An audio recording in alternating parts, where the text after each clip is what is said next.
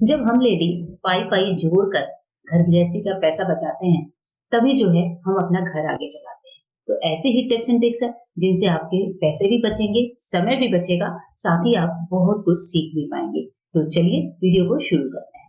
सबसे पहले टिप है बच्चों के गले में खांसी या खराश को लेकर या फिर गले की दर्द को लेकर। ऐसे टाइम पर बहुत सारे उपाय करते हैं, लेकिन एक छोटा सा उपाय कर लीजिएगा। आधे नींबू को लेकर गैस पर इस तरीके से अच्छे से सेक लीजिए। सेकने के बाद इसको हल्का सा ठंडा कर लीजिए, जिससे हल्का सा गुनगुना सा हो जाए। उसके बाद से विक्स वेपोरब जो हमारे घर में होता है वो लेना है और नींबू के ऊपरी पार्ट पर इस तरीके से अच्छे से अप्लाई कर देना है। और ये जो विक्स वाला नींबू है बच्चों की गले में सेक का काम अच्छा करेगा। नींबू लगाकर हल्का सा रुमाल ढककर और बच्चों को गले पे सेक दीजिए। या तो आप इस तरीके से भी बच्चे के गले में सेक दे सकते हैं, बच्चे को बहुत ज्यादा रिलीफ मिलेगा। टॉन्सिल वगैरह है तो भी बहुत फर्क डालता है। अगर बच्चे इस तरह से सेक नहीं पा रहे हैं तो आप नींबू को अच्छे से विक्स लगाकर गले पर रब कर दीजिए। ये उपाय आप दिन में 3 से 4 बार कर सकते हैं। दाल को स्टोरेज करने के लिए अगर दाल कभी ज्यादा आ जाती है और दाल को खराब होने का डर होता है, तो ऐसे टाइम पर दाल में आपको क्या करना है, एक वुडन स्टिक लेनी है। वुडन स्पून ले सकते हैं, आइसक्रीम की स्टिक ले सकते हैं, उसको लेकर दाल में डाल दीजिए। इसके बाद से आप देखेंगे कि जो हमारा वुडन स्टिक है वो सारी नमी को एब्जॉर्ब करता है, दाल को बिल्कुल ड्राई बनाए रखता है। एक और टिप है दोस्तों, वैसलीन के साथ प्याज को लेकर। बहुत ही काम का आइडिया है, पूरा वीडियो देखिएगा। तो यहाँ पर जो है हमें चाहिए होगा एक प्याज और वैसलीन। तो चलिए सबसे पहले प्याज को हम थोड़ा सा घिस कर तैयार कर लेते हैं। सरसों का तेल गरम किया है, तेल जैसे ही हल्का गरम हो तब हम इसमें प्याज डाल देंगे। तेल को बहुत ज्यादा गरमाना नहीं है। अभी यहाँ पर जैसे ही हमने तेल को चढ़ाया है, साथ में प्याज को भी डाल दिया है। इस प्याज को हमें सिम फ्लेम पर कम से कम 5 से 7 मिनट तक भूनना है, जिससे हमारा प्याज जो है बिल्कुल गोल्डन हो जाता है। फ्लेम को सिम ही रखना है, फ्लेम को बिल्कुल भी तेज नहीं करना है।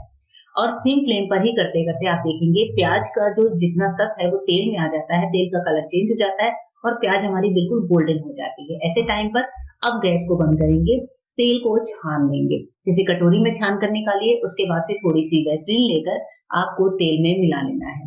इस तरीके से हमारा एक बहुत बढ़िया सा सोल्यूशन बनकर तैयार हो जाएगा। ये जो सोल्यूशन बनाकर हमने तैयार किया है, ये आप काम आएगा जकड़ी हुई मांसपेशियों पर। पैरों की पिंडलियों में कई बार बहुत ज्यादा दर्द होता है, बहुत ज्यादा खिंचाव होता है, तो ऐसे टाइम पर आप इस तेल का मसाज करिए। ये तेल बनाकर आप डिब्बे में स्टोर कर सकते हैं। सर्दी के दिन में ये समस्या बहुत ज्यादा होती है, जब पैरों की मांसपेशियां लोगों की खिंची खिंची रहती हैं, बहुत ज्यादा दर्द होता है।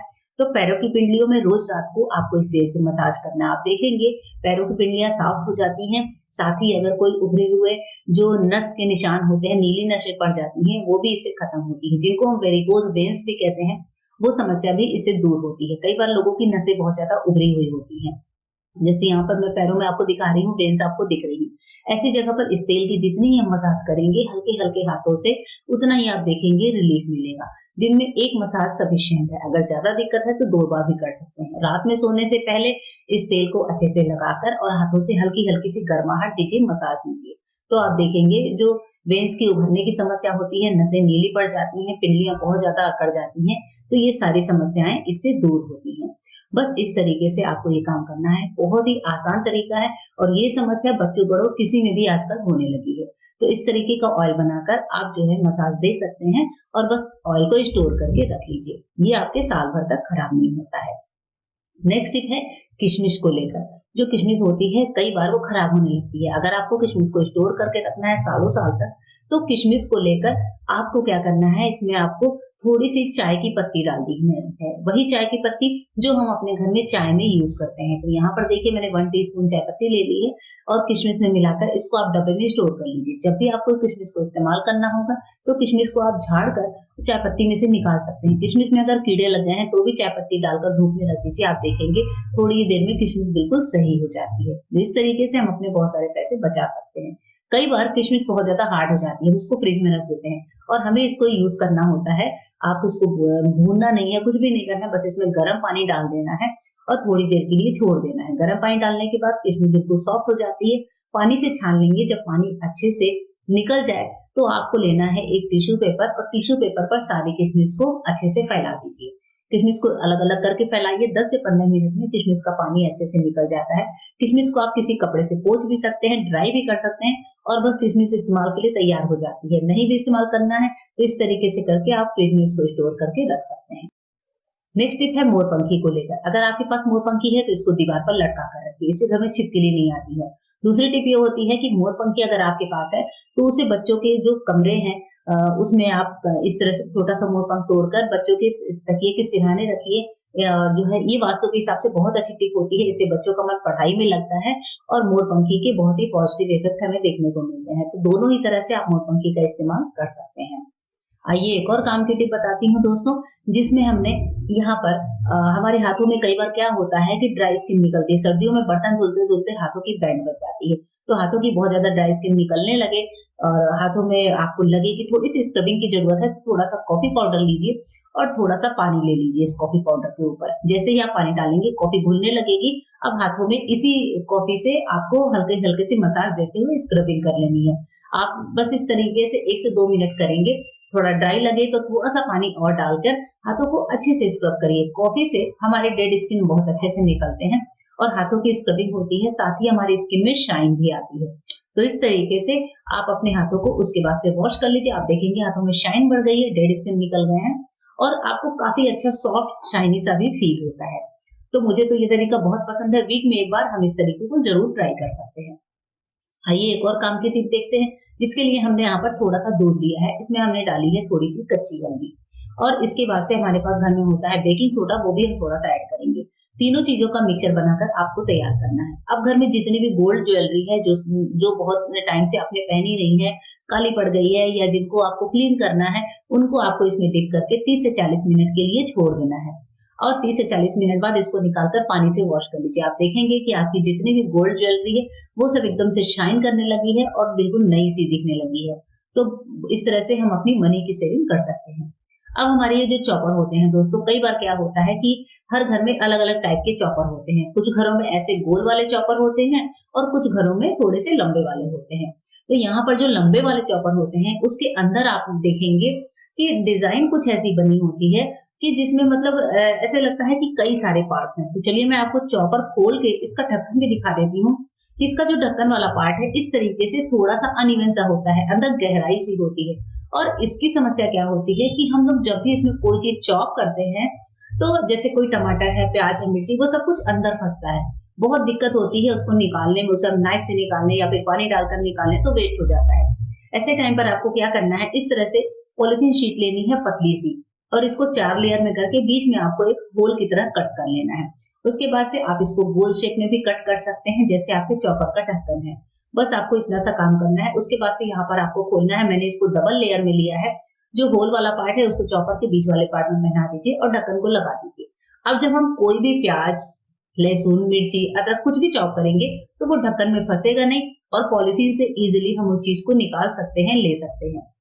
जब भी आप चॉपर को इस्तेमाल करें पॉलिथीन लगा लीजिए और उसके बाद से पॉलिथीन को वॉश करके आप नेक्स्ट टाइम रीयूज भी कर सकते हैं। तो मुझे ये टिप पर्सनली बहुत पसंद है। जब भी मैं ये वाला चॉपर इस्तेमाल करती हूँ तो मैं इस पॉलिथीन की जो ट्रिक है उसको जरूर यूज करती हूँ। एक और टिप बताती हूँ आपको, जिसके लिए हमें शैम्पू का पाउच चाहिए होगा। तो हमारा ये छोटा सा शैम्पू का पाउच है जिसको हम ले लेंगे और मैं पूरा भी नहीं ले रही हूँ। देखिए मैंने हाफ लिया है। अगर आपको ये रेमेडी ज्यादा बनानी है तो आप पूरी शैम्पू का पाउच लीजिए, नहीं तो हाफ ले लीजिए। इसके बाद से हम यहाँ पर डालेंगे थोड़ा सा नमक, खाने वाला नमक। शैम्पू और नमक को अच्छे से मिला लीजिए, बढ़िया से मिलाना है आपको, जिससे आप देखेंगे शैम्पू और नमक को मिलाते ही मिलाते ये हल्का सा फोमी सा मिक्सचर होने लगता है। और अब इसके बाद से एक और चीज हम डालेंगे जो हमारे हर टिप्स एंड ट्रिक्स में काम आता है, वो है दोस्तों कोलगेट का पेस्ट। कोलगेट का पेस्ट मिलाएंगे और इसको भी हम डालकर अच्छे से मिला लेते हैं। ये देखिए कुछ इस तरीके से। और हाँ, ये सारा मिक्सचर आपको कांच के बर्तन में ही बनाना है या फिर क्रॉकरी के बर्तन में, क्योंकि इन चीजों का रिएक्शन बहुत तेज होता है स्टील के बर्तनों पर। यहाँ पर देखिए हमारा एक बढ़िया सा मिक्सचर तैयार हो गया है। लेकिन अभी इसके बाद से इस मिक्सचर को हम और भी ज्यादा फोमी बनाएंगे जब हम इसमें ऐड करेंगे इनो। इनो फ्रूट सॉल्ट जो होता है उसे हम ऐड करेंगे और इनो ऐड करते ही आपको पता ही है कि मिक्सचर हमारा कितना ज्यादा फोमी सा हो जाता है। तो यहाँ पर इनो को डालते समय आपको ध्यान रखना है कि थोड़ा थोड़ा डालना है, एक साथ पूरा नहीं डालेंगे। और इनो को डालते ही अगर आपका मिक्सचर ड्राई हो तो आप 1-2 बूंद पानी की भी ले सकते हैं। बहुत ही बढ़िया सा फोमी मिक्सचर तैयार है। अब क्या होता है, हमारे सर्दियों में स्पेशली हमारे पैर बहुत ज्यादा काले हो जाते हैं। मुझे पहनते पहनते हमें पता ही नहीं चलता कि पैर कब अंदर से बहुत ज्यादा काले दिखने लगे हैं या फिर इन पे टैनिंग जमने लगी है। तो आप इस मिक्सचर का इस्तेमाल करिए। आपको हाथों में इस मिक्सचर को लेना है और अपने पैरों पर अप्लाई करना है। अच्छे से अप्लाई करेंगे और आपको कम से कम 3 से 4 मिनट की मसाज देनी है। ये हमने जितने भी इंग्रेडिएंट्स ऐड किए हैं इस मिक्सचर को बनाने में, वो सारे हमारे स्किन पे क्लींजिंग का काम करते हैं, स्क्रबिंग का काम करते हैं। नमक स्क्रबिंग का काम करेगा, इनो और सोडा जो है वो क्लीनिंग का काम करते हैं। अगर आपके पास इनो नहीं है तो आप इस मिक्सचर में थोड़ा सा लेमन जूस ज्यादा मात्रा में ऐड कर सकते हैं, लेकिन इनो से बहुत अच्छा रिजल्ट मिलता है। अच्छे से मसाज करेंगे, आप चाहे तो पैर के तलवे में भी कर सकते हैं, लेकिन चूंकि स्किन के इसी पार्ट में ज्यादा टैनिंग होती है तो हम यहीं पर ज्यादा मसाज करेंगे। आप पूरे पैर में भी इसको कर सकते हैं, मैं यहाँ पर आपको पंजों में करके दिखा रही हूँ। और इस साइड भी आपने देखा होगा जहाँ लेडीज पायल पहनती है, चप्पलों के निशान होते हैं, वहां पर जो हड्डी होती है वहां पर भी ब्लैकिश बहुत ज्यादा जम जाता है, फिंगर्स भी बहुत ज्यादा काले हो जाते हैं। इसको अच्छे से मसाज किया है, उसके बाद से हाफ नींबू का जूस लिया है, सॉरी हाफ नींबू का टुकड़ा लिया है, और नींबू के टुकड़े से हमने अपने पूरे पैरों को अच्छी सी मसाज दी है। और आप देख रहे हैं जैसे हमने नींबू का टुकड़ा लगाना शुरू किया है तो पैरों की जो चमक है वो अलग ही निकल कर आ रही है।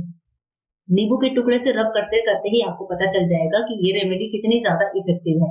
बस इस तरीके से देखिए हमारी स्किन एकदम साफ चमकने लगी है। नींबू से भी आपको अच्छे से 1 से 2 मिनट तक मसाज करनी है। नींबू नहीं है तो आप नींबू के छिलके का भी इस्तेमाल कर सकते हैं। नींबू भी अपना रोल बखूबी निभाता है इस रेमेडी में, और ये काम आप अपने हाथों पर, पैरों पर, अंडर आर्म्स पर, यहाँ तक कि गर्दन पर, कहीं पर भी इसका इस्तेमाल कर सकते हैं। बस आपको फेस पर इसका इस्तेमाल नहीं करना है। नॉर्मल पानी से वॉश करने के बाद आप देख रहे हैं पैरों की चमक देखते ही बन रही है। पैर कितने ज्यादा साफ दिख रहे हैं। पहले आपने देखा था कि पैर कितने ब्लैक से हो रहे थे, टैनिंग हो रही थी, और अभी ये पैर कितनी ज्यादा साफ हो चुके हैं। तो जब भी आपके पैर बहुत ज्यादा गंदे हों तो 15-20 दिन पर एक बार इस रेमेडी को ट्राई करिए और मुझे फीडबैक भी दीजिएगा कि आपको ये तरीका कैसा लगा पैरों को साफ करने का।